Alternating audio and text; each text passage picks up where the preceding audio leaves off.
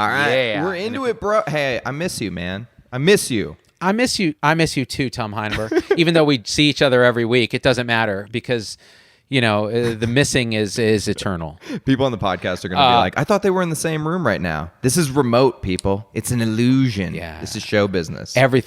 But Tom, everything's an illusion. We've discussed this. We've made this point. So speaking of illusions, catch me up. You just moved into a new house and are surrounded by white people. Tell me about this. Dude, okay. So my neighborhood is aggressively white. Like, this is the first time in my life I've ever lived in a neighborhood where literally, like, I was 5 minutes late to do this podcast with you because the next door neighbor, who is super nice, was bringing me brownies, and like white, like beautiful white blonde women like power walk together in my neighborhood, and everybody's dog is mixed with a poodle, some kind of poodle breed. And every time I meet a dog, I'm like, what kind of poodle is this dog? And they're like, this one's a Cavapoo. And I'm like, oh, okay, interesting. What about this one? Man, this one's a Labradoodle. Good to know. Like, it's like Leave It to Beaver shit over here. it's strange. I'm oddly jealous. I'm in the equivalent neighborhood, but for Asians. So everybody's like aggressively Asian here. So they're all like, hey, so let me see. So which Kumon branch is your kid in doing their maths? And I'm like, I didn't know that was something that we needed to do. Oh, you're not in Kumons for the maths? Oh man. Yeah, when I was in your cul-de-sac, some little Asian boy who was about 5 years old ran up to me and smacked me on the ass, and I was like, okay, this is interesting. Oh man, this is a cue George Takei. Welcome to San Francisco. San Francisco. I was born there. Yeah. So, anyways, we should dig into the meat of this today. What are we going to talk about? We're going to talk about the response to our vaping episode, and also because I think we should talk about the allergy thing too. But I think the vaping response was really interesting because did you notice what I noticed in the comments that the people that vape are fucking pissed at you? Oh my God. So it's amazing. And people are pissed at me all the time. I did that What the Health documentary takedown, and all the vegans were butthurt for like a year, and all it did was get us more views and more subscribers. So let the hate flow, right? But it's interesting because they have something in common. So now the vapors, because I basically said, look, vaping is dumb. We don't know that it's safe. Cigarettes are bad, okay? Like, how about you do none of that? There's other ways you can chill, right? If your risk tolerance is low and you're trying to be safe, you shouldn't be doing these things. Now, if you have an unlimited risk tolerance, you don't care, you want to rage and have fun, hey, all the power to you. The problem is that these people are saying, no, vaping is a much safer alternative to smoking, and it's saving lives and so on. And that's their stance. Now, here's the thing. How about this? How about you figure out a way, and you can use vaping as a transition to stop doing any of that shit. Yeah. You actually don't need it as a human being. It's not required for life. So why are you out there defending and projecting your own weirdness onto some doctor who's like, look, guys, we should be careful because we don't know enough about this stuff. It's right? I mean, people are dying. It's almost like being in an abusive relationship where they're like, you don't know me in vaping, dude. When vaping and me are alone together, he treats me really nice. Okay? Yeah, this isn't lung injury. I just walked into a door with my lung. So, what I'm saying is, like, why chance it? You know what I mean? Like, you don't need to vape. So why are you chancing damage to your lungs? Well, so the way I interpret this is these people are addicted to either nicotine, the process of vaping.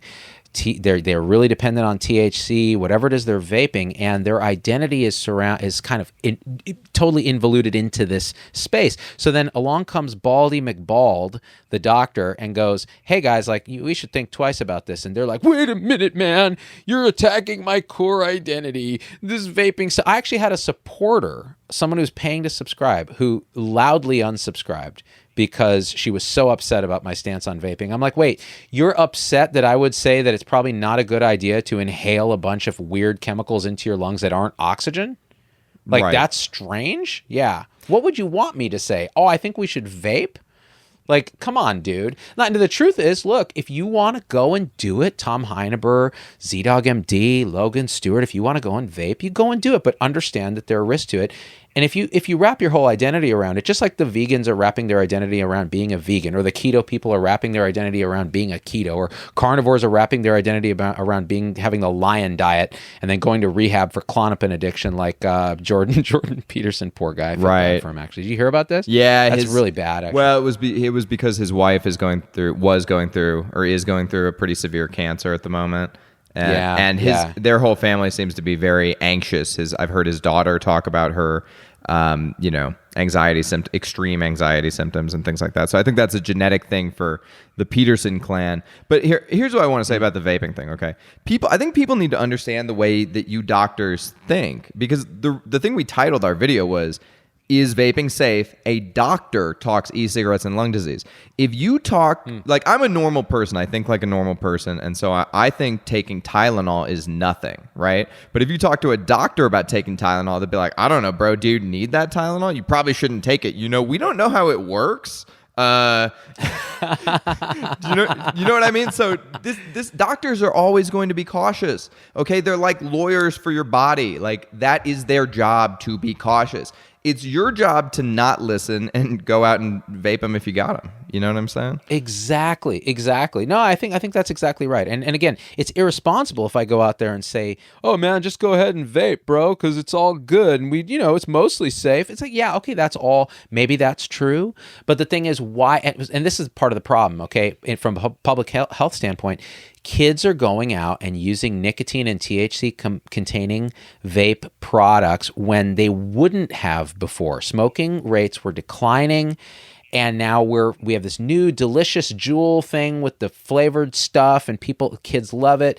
And now they're starting something that they never would have started. Now that's just dumb. Now you're getting into damage, right? Right. Because now they're addicted to something. Now look, I mean, I'm addicted to coffee. I'm addicted to watching terrible Netflix documentaries and tearing them apart. I'm addicted to porn. We're all addicted to something. 1,000% you are. Exactly. And I can quit anytime I want, man. Okay. Every time I change the password on the work Macintosh, it somehow gets hacked, and then I look at the history, and you always forget to delete it, and I'm like, I didn't even know that kind of porn existed. What do you think about all the comments though that are saying like, well, hey man, it's just all black market THC, and like, you shouldn't like malign vaping, man? Well, okay, maybe let's say that's true. What is it about standard vaping then that we know is entirely safe and effective and harmless? We know nothing about that. We have limited data. It's always spun and cherry picked the way you want it to be. It took us a long time to figure out that cigarettes cause all these problems. Could it take a long time for vaping? Sure.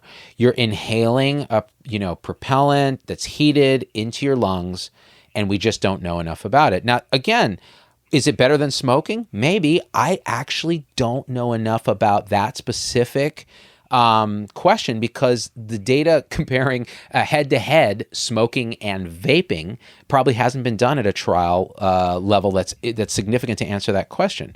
So again, we're just kind of speculating from first principles and intuition, which is often wrong.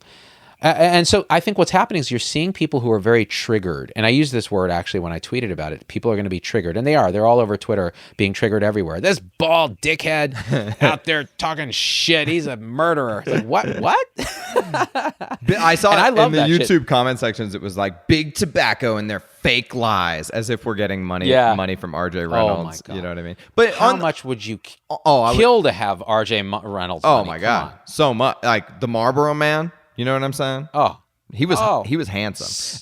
No. So much macho. Exactly. Well, what I'm saying too is like, okay, and maybe the media is being just as triggered because, I've been seeing these reports about vaping, and it's like 6 teenagers have died from vaping. And okay, maybe that's true, but here's the thing. Statistically, 6 people is basically 0 people.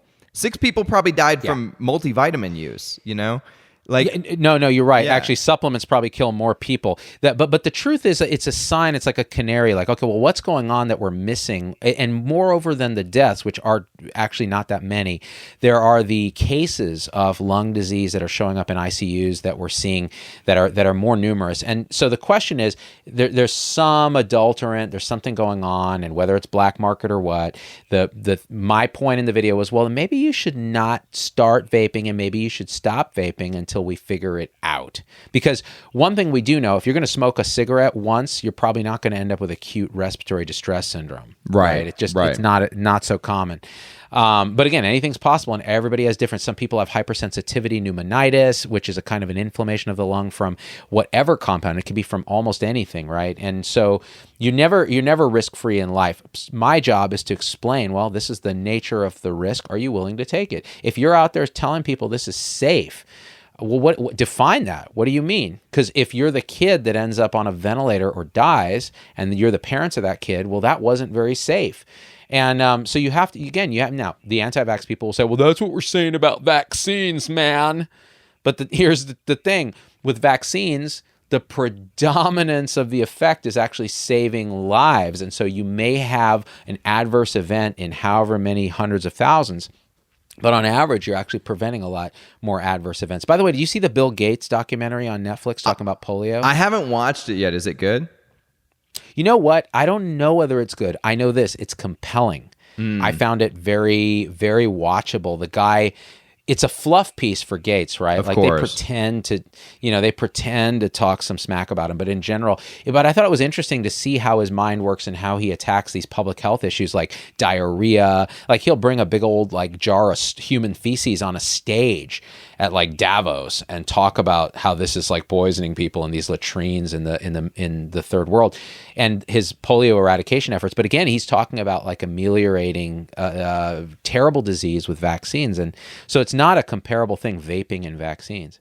Well, I saw this, well, here's the other thing too. Like, I'm a person who has a strong, like, liberty is a strong moral flavoring for me. I really love liberty. I think you should be able to do whatever the fuck you want to do as long as it doesn't harm another person. And so vape them if you got them. I say vape until you die. I don't care. But vaccines are a different story because your kid could pass a disease to my kid, and that infringes on my liberty. So get fucked. Yeah, I'm with you. And actually, as a fellow kind of liberty predominant guy who's a little oppositional defiant, I'm also with that. Hey, I'm not saying illegalize vaping. In fact, I'm a kind of legalize everything kind of guy, but you may want to regulate it. You may want to study it. You may want to tax it. Those kind of things that'll help the common good from whatever downside the vaping may cause. Because if we're increasing healthcare costs, we have to pay for that somehow. Oh, because you're speaking of regulating people's behavior, did you see the thing that Andrew Yang said about regulating, or he wanted to tax beef so much that it was basically stricken from the American diet? Oh, wow. I didn't see that. You're a liberal pussy. Explain to me what's with the war on steak. Like, why do the liberals hate meat? I don't understand. You're a doctor. Is meat not one of the most nutritious foods on the planet? So here's the deal with meat, I think, from the left, all right? And again, I'm not saying I agree with all this, but this is the thinking. It takes a shit ton of water, land, feed, antibiotics, and other stuff to raise a single cow that will produce, X number of pounds of meat. It's extremely expensive. It's hard on the environment, the ecosystem, and potentially the animal if the animal is capable of suffering and it's in a feedlot and it's not allowed to do what it normally does, right? So the theory with this is, well, with that same amount of money, water, and effort, you could grow a shit ton more other stuff, mostly plant-based stuff. And that's the argument, I think. Oh, and also the greenhouse gas component of methane from cows and from the feed production and all of that and the fertilizers and everything, you have to factor that in. So there's all these unseen costs of beef. And so I imagine, and I haven't seen Yang's proposal on this, but I imagine what he's saying is, well, let's try to quantify those costs and and work on them through taxation by discouraging in other words, making those costs real for people trying to grow beef. Yeah, you nailed it. That's his argument. But what I'm saying is, like for instance, they're doing a lot of California schools are doing meatless meals or going entirely meatless because it's an ideological bent that these people who are heavily liberal think that a vegan type diet is better for children. And what ends up happening is they just end up eating carbs with tomato paste on it. You know what I mean? It's these crappy junk pizza things.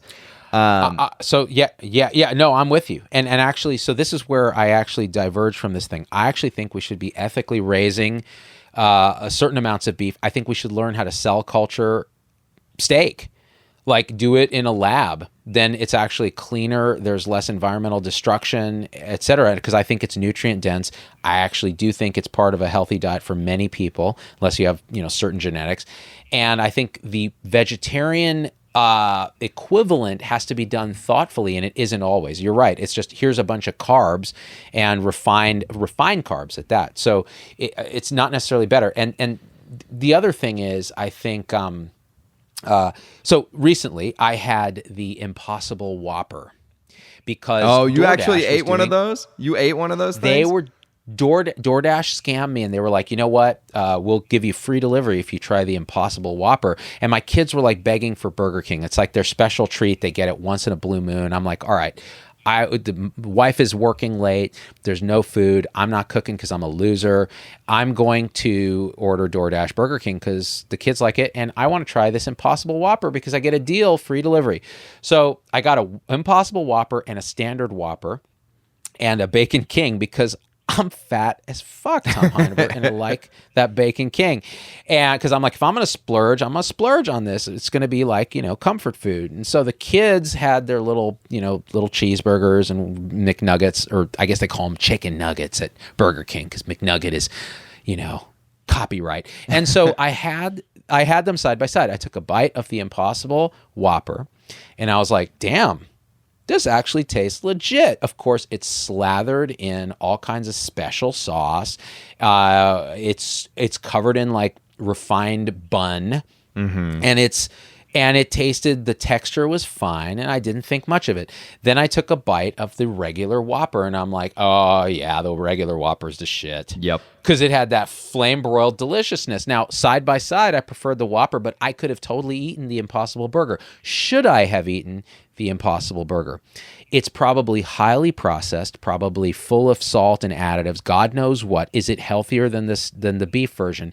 I actually don't know, but I wouldn't bet that it is. No, I think it's much more unhealthy. In fact, is what we just don't know. I can look up the ingredients right now. We can discover what's in them. But what my basic point is just like, the government, we all saw how badly the government fucked up the food pyramid, because according to the government, it's like we should all just be eating loaves of bread for every meal, and so why should we let them regulate what we're supposed to put in our bodies? Fuck that, Well, yeah, I hear you. I think I certainly wouldn't say outlaw anything, but I guess taxation is a way of shaping the path, right? So it's like if you want to encourage a type of behavior, then you use taxes as that kind of tool. Now, the question is it going to be effective? Is it going to be done wisely? And will there be untoward side effects like gaming and different problems that result from that? Well, there almost always are. Yeah, 100%. But yeah, I mean, and this is where you and I are a little philosophically opposed, right? So I'm always like, well, a little bit of nanny state to guide behavior that is shown to be good may not be a bad thing. Whereas you're like, well, first of all, they don't know that this behavior is good, and second of all, it always backfires. There's always a untoward side effect. Like, hey, let's say everyone should have a electronic health record. Well, now we have a shit show, dude. Because, by the way, when you type in ingredients in. The first result is ingredients in the Impossible Burger. The second result is ingredients in Benadryl. And the third result is ingredients in mayo. A lot of people don't know what's in mayonnaise. So here are That's amazing. We need an Impossible mayo. Here are the ingredients. It's water, pea protein isolate, expeller pressed canola oil, refined coconut oil, cellulose from bamboo, potato starch, sunflower oil. You're just eating a bunch of oil, basically. Oh my God. Oh Oh my God.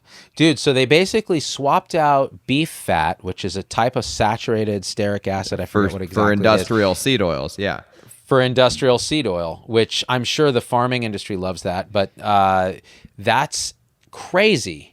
So how is that going to be better? Now, remember, coconut oil in general, it's a mixed bag, but those oils, oh my God, and who knows how they process them, right? So sometimes when you heat them, if you tweak them, remember trans fats, my favorite rapper, my brother Trans Fat. Did we ever tell the audience about trans fat? It was a really stupid idea that me and Z had, where we wanted to create a rapper who was irrelevant, so he gained relevance by becoming trans, and his name was Trans Fat.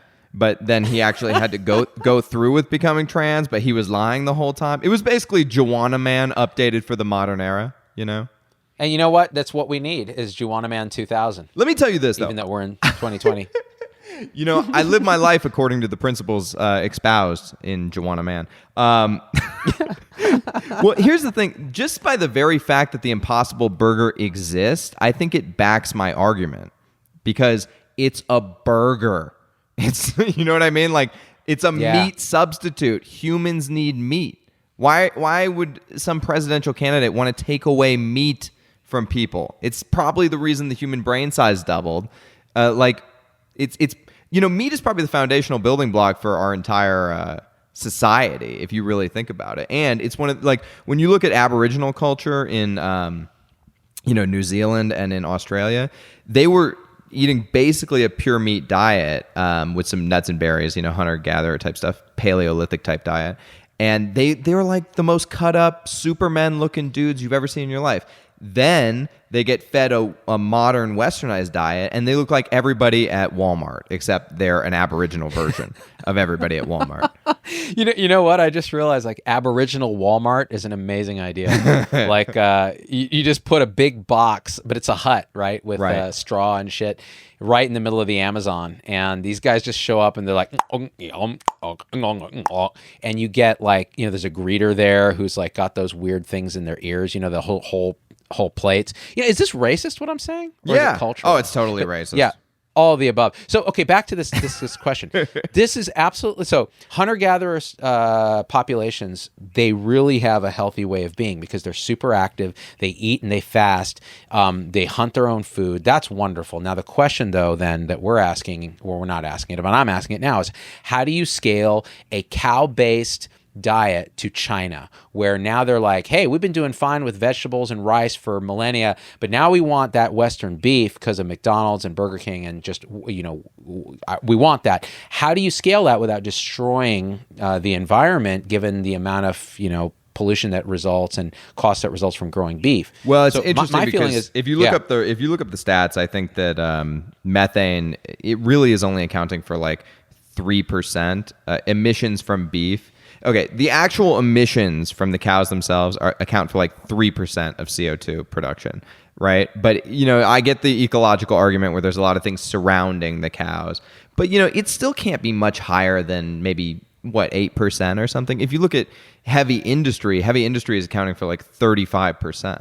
So I think our focus is in the wrong place. And, you know, that affects people's health, whereas making all the cars electric doesn't affect people's health. You know what I'm saying? Right. Well, so, okay, that's interesting to discuss because the methane is actually a more potent greenhouse gas. So that's the argument. But let's forget about that. I think what you said is actually true in the sense that we're wrong about climate change in general. So in other words, yes, there's climate change. Yes, it's human caused, but what do you do about it? And I think the question is, like, the shit's out of the horse is out of the barn. Like, greenhouse, we're just continuing to rise. The developed world's continuing to develop. You can't go and tell them don't do what we did. They're just not going to do it because you're going to cramp their economy. So what you need is not to nickel and dime burgers and worry about, I'm going to get a Tesla so that my carbon footprint is less. Well, there's some industrial factory in Russia that is spewing 1 billion times what you're going to put out with your stupid ass car. So we need a technological innovation, almost like a moonshot I hate that term, by the way. It's Yeah, so it's stupid. terrible. Yeah, it's horrible. We need a kind of a, whatever, get to the moon ethos to technologically solve this problem, because it's already too late. We need to like put mirrors in space. We need to fix carbon, whatever it is. We need to geoengineer, and people will be like, oh, you're going to destroy the planet. You don't know. Well, get better computers then and figure it out. But that's what we should be focusing on. Well, otherwise we're fucked. I think the future of everything is probably heavy industry in space only. You know what I mean? That's what Musk wants to do, right? He wants to put all the factories on the moon and shit. I think that's where we're ultimately heading, because that seems to make the most sense. And then Earth is just like sort of a, an eco bubble that we live inside of, and we keep nice. It's biodome. We make Earth biodome, bro. Earth is like a bedroom community, and then you cross the tracks to the moon and it's just industrial wasteland. I love it. And then you have like a whole second class, like a subhuman class working on the moon, just slaving. The Martians, the people that move to Mars, they'll be Martians, bro. And then we'll go to war with them, because we'll be like, you guys left and now you're not like us, and we're going to kill you because we don't like things that are not like us. Oh, I love it. You can create a whole class of other just by shipping them off, having them live on Mars for a generation, and now they're the foreigners. I love it. Build a wall. Do you want to talk about the allergy testing thing? Because I think actually, like, we just did a YouTube video on this, and I think our video is like 4 minutes long, but there's a lot to go into. Yeah. Let's talk about it. So what happened was, I had been seeing a lot of these because I keep my ear to the grindstone. The ground. I don't know where I keep my ear, but I keep my ear someplace, people. And I've been seeing a lot of these social media type girls be like, oh my God, you guys, so here's the thing. I took a test and it turns out that I am sensitive to glutens, and also to coconuts, and also to kiwis, and also to vodka and brown rice. So I just have eliminated those from my diet. And I asked Z if he had seen these, and he goes, no, I've never seen them, because I don't hang out on the same retarded channels you do on Instagram. I say, how dare you, Z? I live my life, bro. So I showed Z some of these videos, and we dug into the testing behind, the methodology for the testing. These kits that are being sold, they're like 23andMe style kits that purport to tell you what you have food sensitivities to, but they're implying what you have food allergies to. So we did a video about it, and then Z hit up Dave Stukas, who's Allergy Kids Doc on Twitter, and he just told us basically the whole shit, and we were like, oh. So it is all bullshit. You know what I mean? Yeah.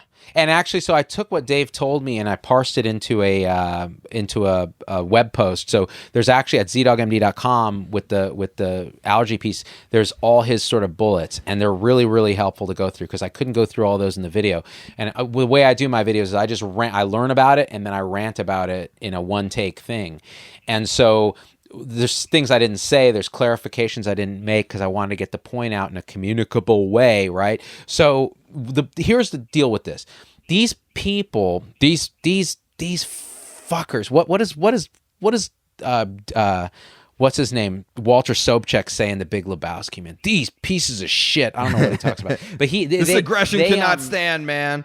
Man, a line has been drawn, by the way. Chinaman is not the preferred nomenclature. It's Asian American. It's an amazing movie. I say that to my wife all the time, who's Chinese. Anytime we get in an argument, I'm like, by the way, Chinaman is not the preferred nomenclature. So the idea here is that they are offering these IgG antibody home blood tests for quote unquote food sensitivity. They don't say food allergy, because they know that the FDA or whoever will regulate them out of existence. So they make up this food sensitivity thing, and they test for these antibodies. Now, here's how this thing works in a nutshell.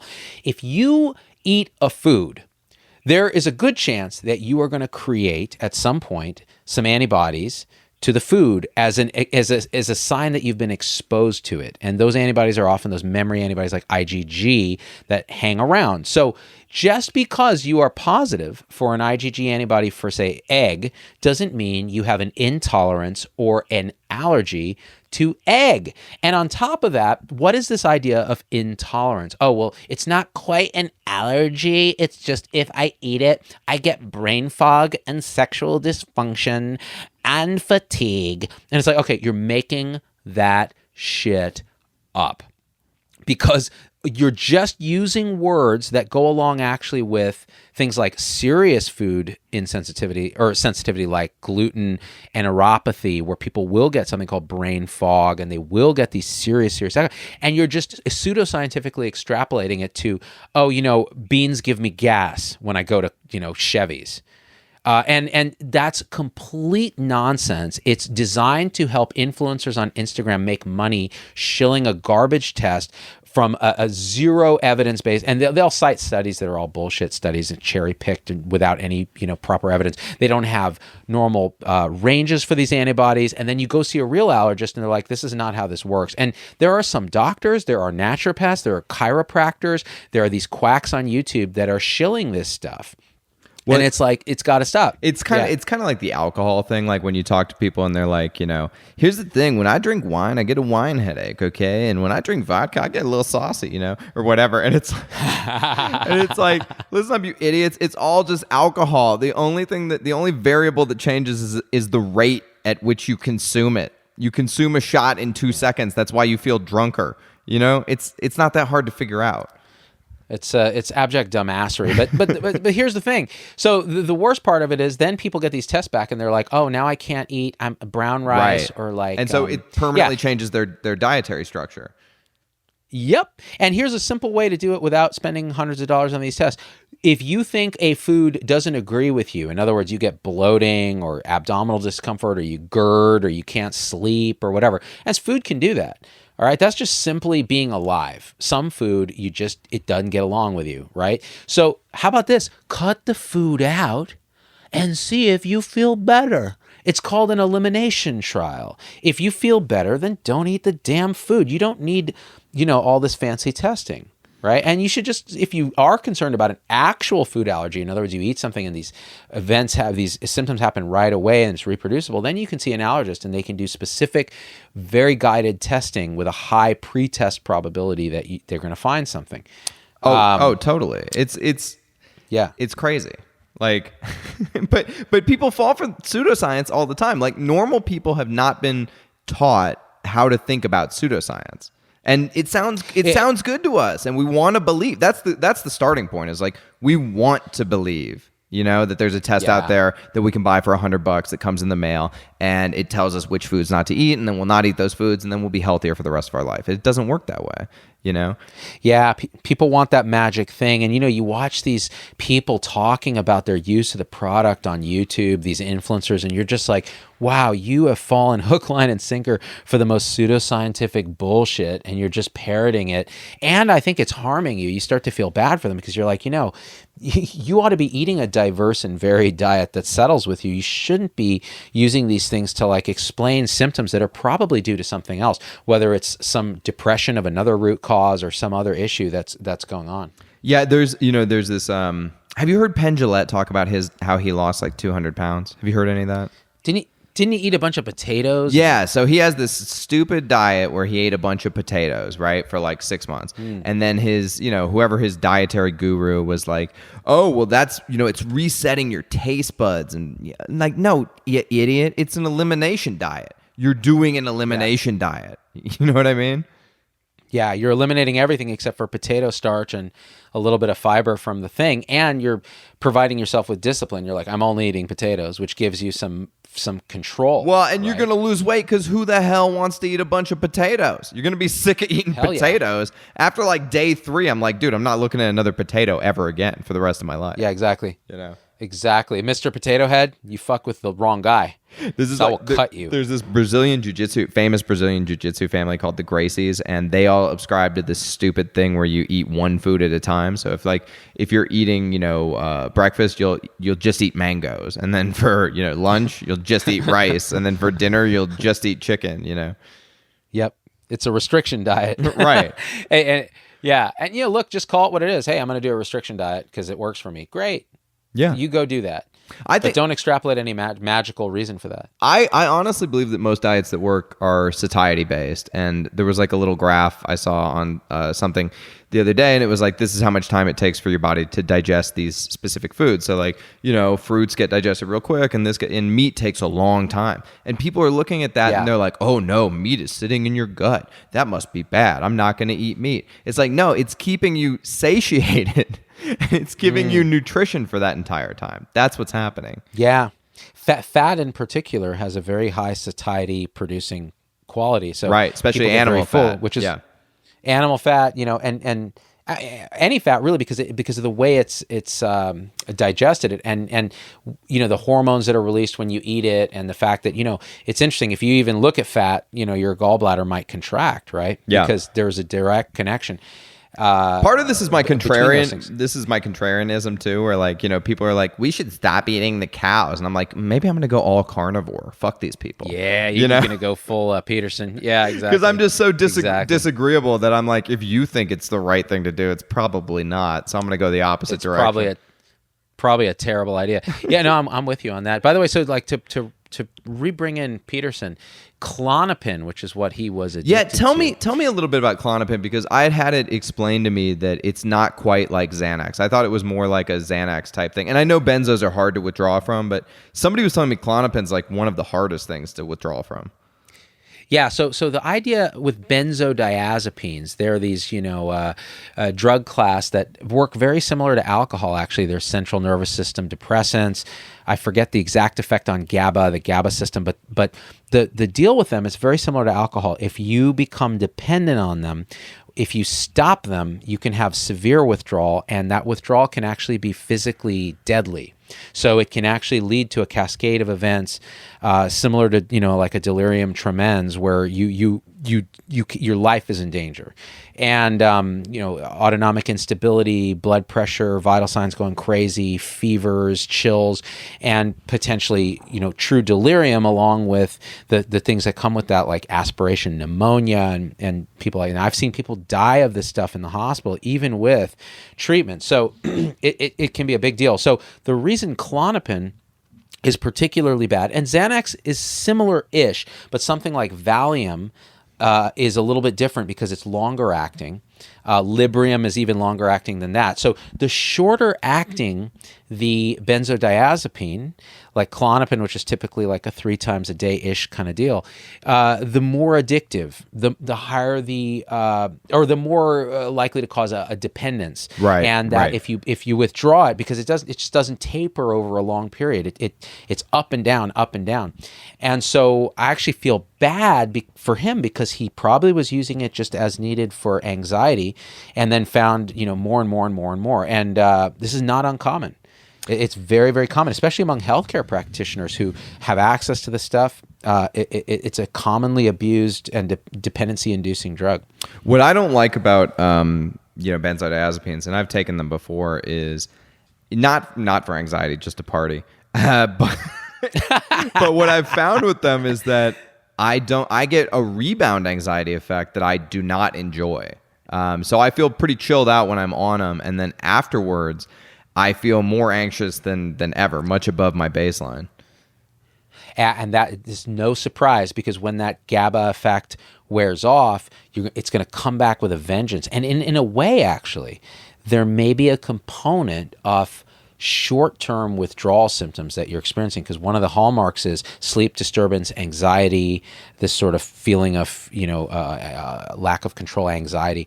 When you come off the drug, it's almost like you have a mini withdrawal. Some people actually even argue that a hangover is a kind of can have components of a kind of a mini withdrawal from alcohol. I've heard that a hangover is actually a withdrawal symptoms.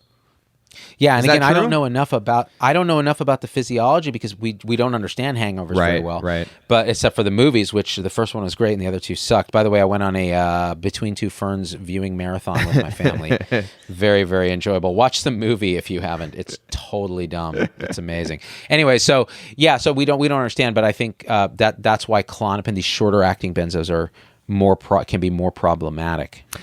Now, what's interesting, Tom? Yeah. One other thing before I forget. So we actually give long-acting benzodiazepines in a taper to treat alcohol withdrawal. Right. And sometimes we'll give them for patients to take home. Like, here's a bunch of Librium in a taper. You take it 2 this day, 1 this day, then half, then you're done, or whatever. And so these drugs actually help you get off detox from the alcohol. It's really, back in the day, they would, people that were suffering from cocaine addiction, they would put on heroin. Back when Bayer was making heroin. Oh, do you know that? I mean, what a great, it makes you start thinking about Suboxone and these drugs. Oh my God. Okay. So here's the thing about Suboxone, dude. I have had like multiple friends, because when I was in high school was when the opioid crisis was raging, and I knew a bunch of kids who died from opiate addiction. I had multiple friends that were addicted to opiate, and these are like suburban white kids who then went on to black tar heroin. Multiple. I mean, so many. And they have all told me to a person that Suboxone is harder to get off of than heroin. Well, I imagine because you'll have a withdrawal syndrome. Yeah, and it's much worse. They all said that heroin was like 3 days of having the flu. Suboxone was like months of misery, and they had to taper it and the whole thing. And some people never come off of it, Well, maybe it's because they don't just stop at cold turkey, Right. So it's a slower process. Have you ever seen Trainspotting, where Ewan McGregor breaks down his methodology for getting off heroin, and he like locks himself in a room and gets a bunch of pints of ice cream and basically just goes crazy for 3 days? I saw it years ago. It's amazing. Heroin addicts also always want to take showers, hot showers. So like when you're getting off heroin, you're going through withdrawals, take a ton of hot showers, and that's one of the things that alleviates symptoms, I guess. You know what's interesting is that's the same as cannabis hyperemesis. Right. That's right. There's some kind of thing going on. Why does everybody want to be addicted to drugs, Z? Why? I don't know, Tom. I like drugs too, but I don't want to be addicted to them. It sucks. What do you think addiction comes from? Do you think it's actually a genetic predisposition, or do you think it's circumstantial? Oh my God! I think it's a mix of those things. Well, actually, this gets to this question: mental illness, addiction. What is the cause? We reduce everything in this country to these DSM diagnoses, and we say, "Well, there's a clinical biochemical syndrome." I think it's much more complicated than that. I think it's a lot of psychological and genetic. And what is genetic, anyways? It's really like, it's just setting up your psychology. Right. It's like the momentum that leads into your mind forming is your genes. And so now you're left with the psychology and these interacting subminds trying to make decisions for you in the background. And when they're in conflict, it manifests as quote unquote mental illness, these psychological conflicts. I just read this so we're having a guest on the show, Leslie Carr, who is a psychologist, and she sent me these really interesting articles that made me think, okay, we definitely have to get her on the show. So it's basically, in cultures other than the U.S., mental illness manifests very, very differently. So there's this idea in Indonesia of running amok, where these guys, mostly men, lose their minds, go on these murderous sprees, have amnesia. It's like a way of manifesting some psychic torment, right? And there's different things in different cultures, the way these illnesses manifest. So what ended up happening is a fascinating thing. So in Hong Kong, anorexia nervosa, the classic way we look at it in the West, young women especially starving themselves nearly to death, was really unheard of.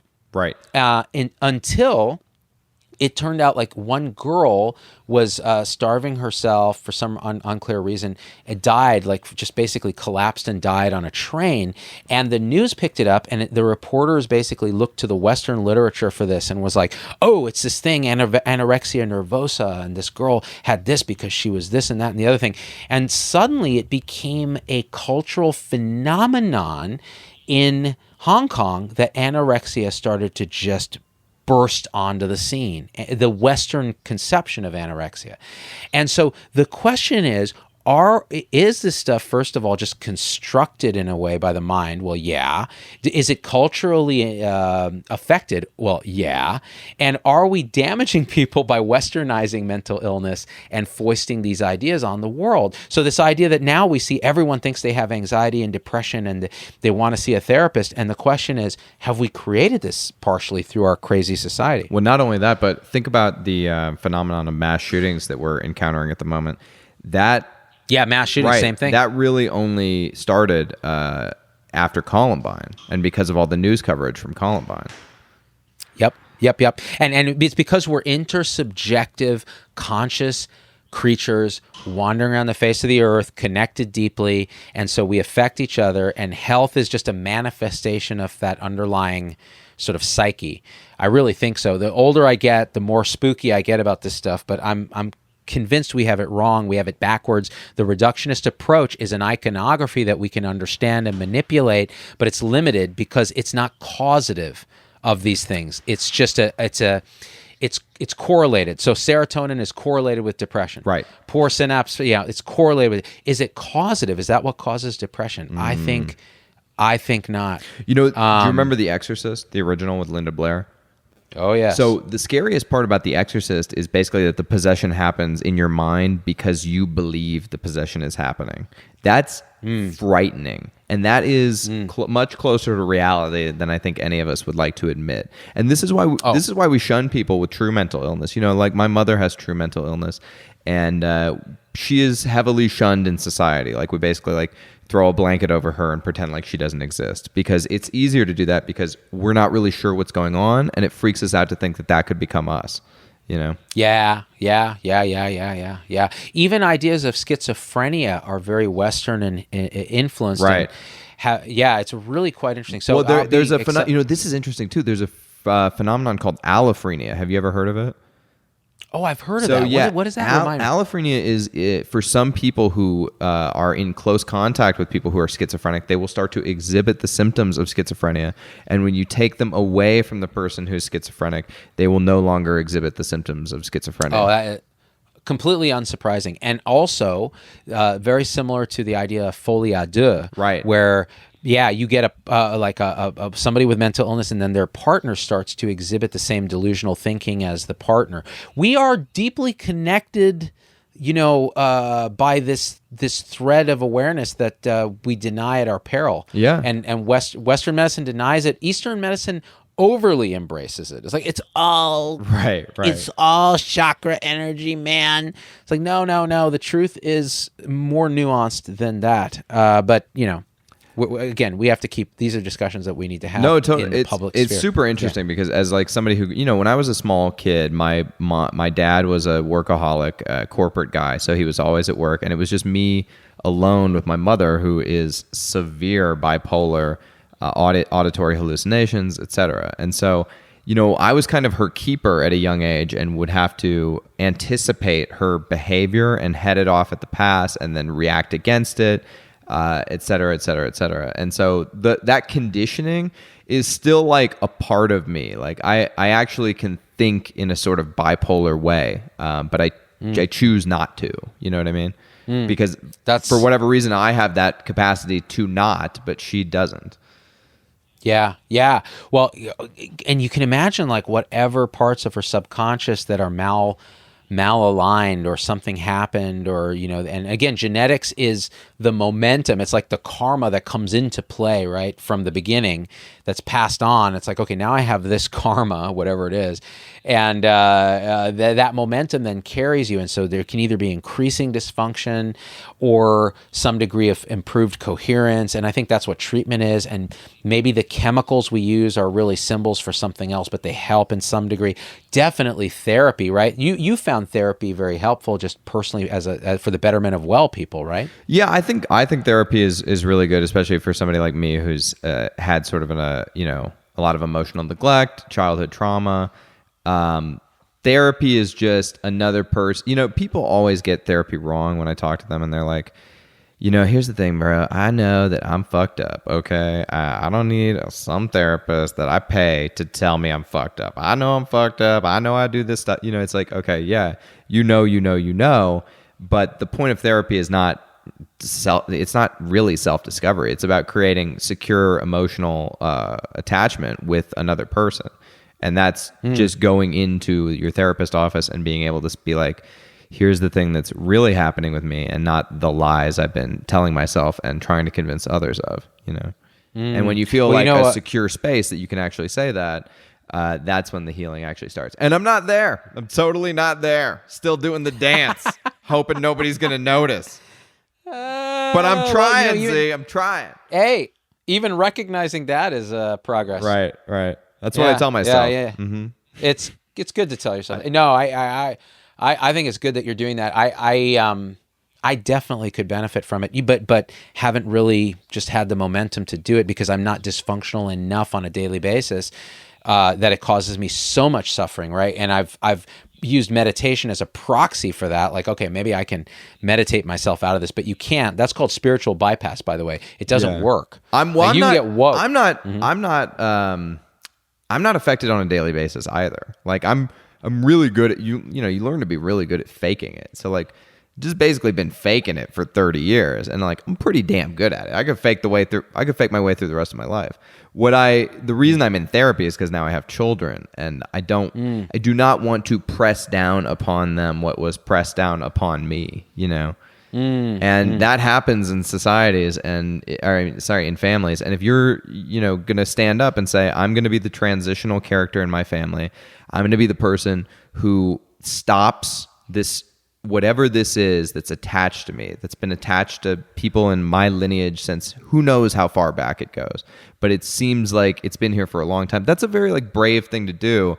And it's a hard fight to fight. So anybody who's out there trying to do that, like I salute you. And if you do it correctly, your children are never going to know what you went through and nobody's ever going to see you for, no one's ever going to know how bad it was.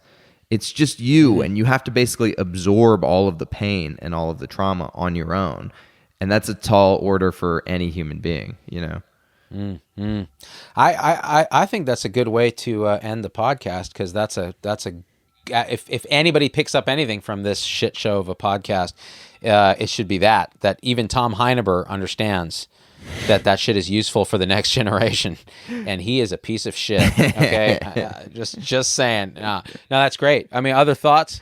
No, I think that's good. I always think it's funny how me and you can just say the meanest shit to each other. I think it's funny when people like when I'm Z's handler. Like if I go with Z someplace, people always assume I'm like his handler. I'm like, I'm not. You need to go ask Z because he does his own thing. Like I don't speak for Z, but like whenever you're speaking or whatever, I'll be backstage and people will just like look at us the way we talk to each other. Like this guy's a fucking fat piece of shit. Like look at him.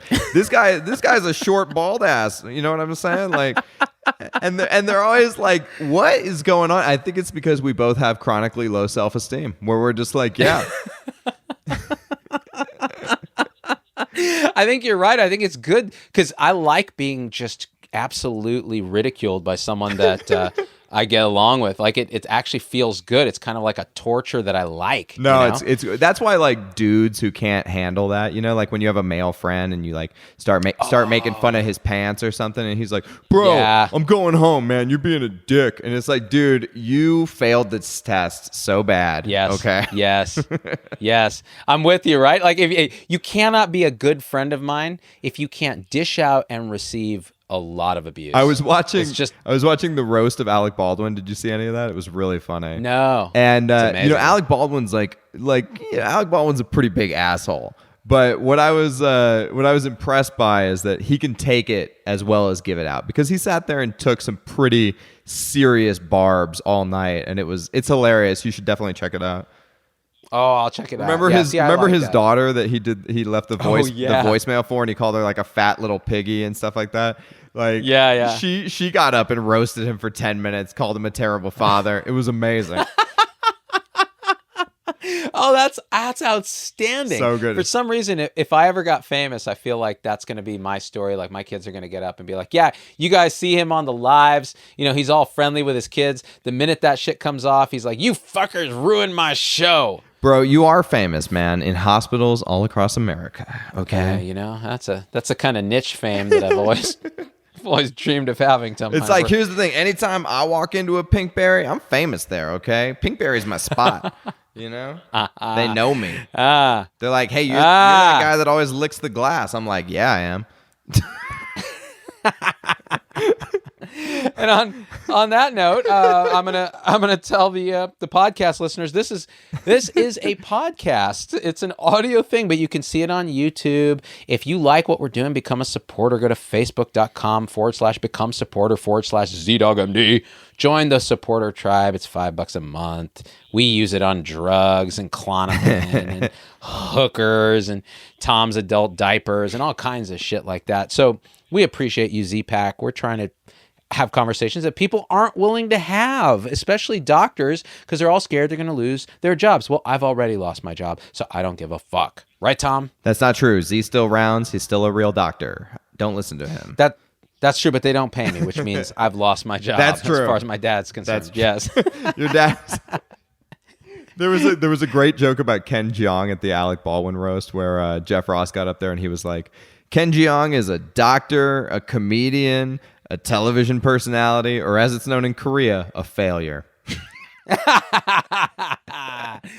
Oh, that's 1,000% true. So good. Oh my God. So good. So I will see everyone at the Transcatheter Therapeutics Conference at the Moscone Center in San Francisco this Thursday, September something.